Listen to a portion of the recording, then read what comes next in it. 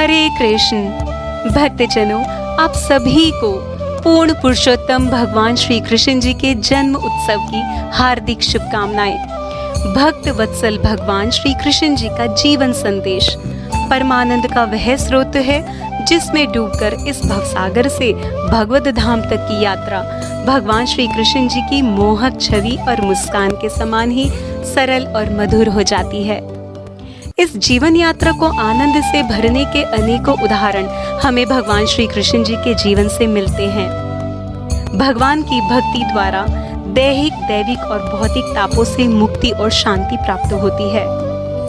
कहते हैं कि हम ना बोले फिर भी वह सुनता है, क्योंकि वह परमात्मा है, परंतु वह ना बोले फिर भी हमें सुनाई दे, इसी का नाम श्रद्धा है।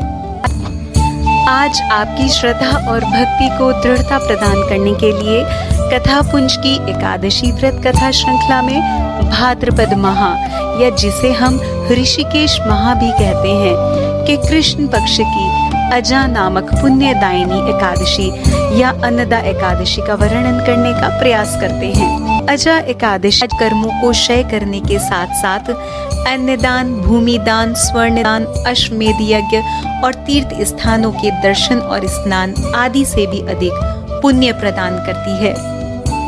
भगवान श्री हरि विष्णु जी के पूर्ण अवतार परम तत्व भगवान श्री कृष्ण जी अपने प्रिय धर्मनंदन महाराज युधिष्ठिर जी के निवेदन करने पर अजा एकादशी का महात्म्य और कथा सुनाते हुए कहते हैं कि हे राजन, यह अजा एकादशी का व्रत दैहिक, दैविक और भौतिक तीनों प्रकार के तापों और पापों का शमन करता है।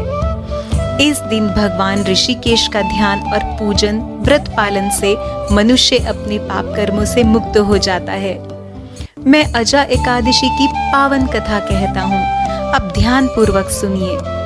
यह कथा है त्रेता युग की, जिसमें इक्ष्वाकु वंश के गौरव चक्रवर्ती सम्राट महाराज हरिश्चंद्र अपनी सत्य प्रियता और कर्तव्य निष्ठा से समस्त विश्व में अपनी कीर्ति फैला रहे थे।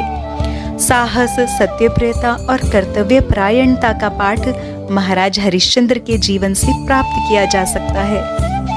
एक समय की बात है, महाराज हरिश्चंद्र ने अपनी सत्य के प्रति निष्ठा के कारण अपने जीवन में अति गहन परिस्थिति का सामना किया।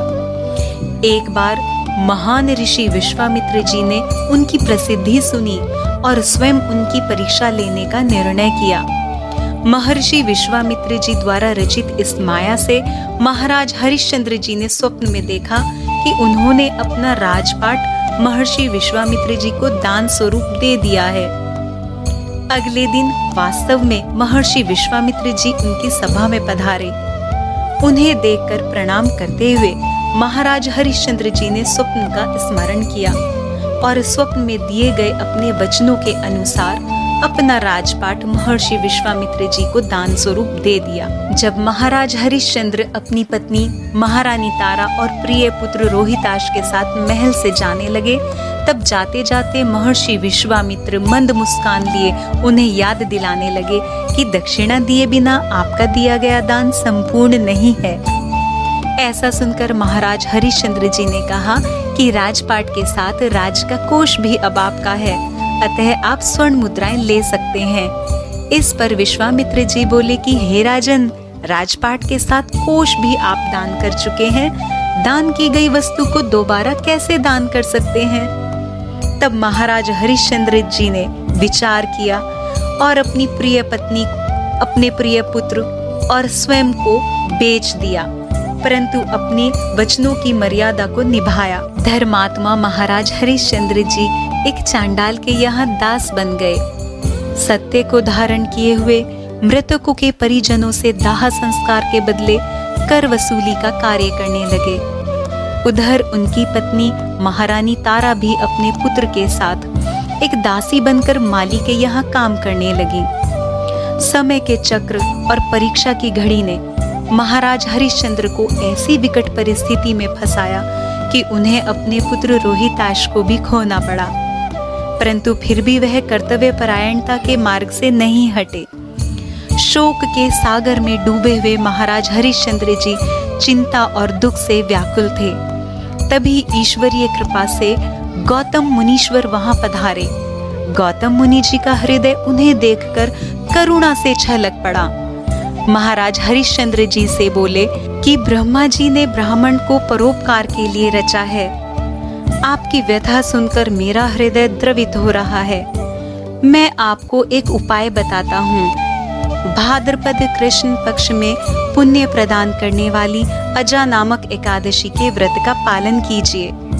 आपके भाग्य से यह अजा एकादशी आज से 7वें दिन होगी।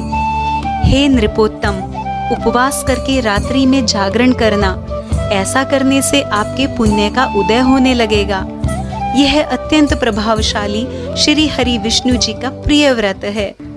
ऐसा उपाय बताकर मुनि जी अंतर्ध्यान हो गए।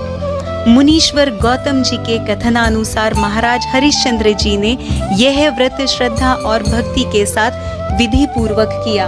अजा एकादशी के व्रत के पुण्य प्रभाव से महाराज हरिश्चंद्र जी के समस्त दुख दूर हुए। उनकी पत्नी और पुत्र उन्हें सकुशल मिल गए। यश मान प्रतिष्ठा के साथ उन्हें उनका साम्राज्य प्राप्त हुआ। देवताओं ने नगाड़े बजाए, आकाश से फूलों की वर्षा हुई। महर्षि विश्वामित्र जी का आशीर्वाद प्राप्त हुआ। इस प्रकार अजा एकादशी के व्रत के प्रभाव से महाराज हरिश्चंद्र जी ने निष्कंटक वर्षों राज्य किया और स्वर्ग की भी प्राप्ति की। भगवान श्री कृष्ण जी महाराज युधिष्ठिर जी से बोले कि हे राजन, इस कथा के श्रवण और पठन करने से अश्वमेध यज्ञ का फल प्राप्त होता है। आइए जानते हैं एकादशी व्रत के नियम। एकादशी व्रत के नियमों का पालन दशमी तिथि से ही प्रारंभ कर देना चाहिए। दशमी तिथि को संध्या से पूर्व सात्विक भोजन करना चाहिए। एकादशी के व्रत में अन्न जैसे चावल, गेहूं, दाल, चना आदि पदार्थों का सेवन नहीं करना चाहिए। किसी भी प्रकार का प्याज, लहसुन से युक्त भोजन नहीं करना चाहिए। एकादशी व्रत के दिन प्रातः ब्रह्म मुहूर्त में उठकर अपने नित्य कर्मों से निवृत्त होकर स्वच्छ वस्त्र धारण करें। शंख, चक्र, पद्म और गदा धारण किए हुए भगवान श्री हरि जी के सुंदर चतुर्भुज रूप का ध्यान करें। माता लक्ष्मी जी सहित भगवान श्री हरि जी को पंचामृत से स्नान कराएं और श्रृंगार करें। धूप, घी का दीपक, नैवेद्य, ऋतुफल, फूल, तिल और तुलसी जी अर्पित करें। तुलसी माता के समक्ष श्री हरि जी का नाम स्मरण करें। श्री हरि जी के समक्ष हाथ में जल और पुष्प लेकर एकादशी के व्रत का संकल्प करें और व्रत कथा का श्रवण या पठन करें। इसके पश्चात आरती करें। श्रीमद् भागवत गीता जी का पाठ और विष्णु सहस्त्र नाम का जप भी किया जा सकता है। व्रत में अपने शरीर के साथ आत्मा की भी शुद्धि रखें।